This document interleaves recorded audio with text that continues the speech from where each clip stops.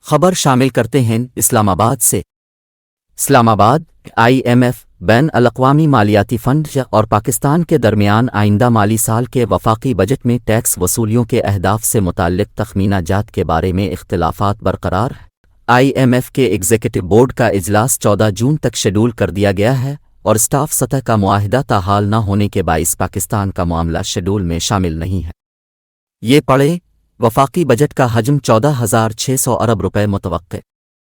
اطلاعات ہیں کہ پاکستان اور IMF کے درمیان قرض پروگرام کی بحالی پر ڈیڈ لاک برقرار ہے، تاہم حکومت 30 جون تک اسٹاف سطح کے معاہدے کے لیے پرامید ہے۔ اسی سے متعلق IMF سے متعلق رواں ماہ اچھی خبر ملنے کی توقع ہے۔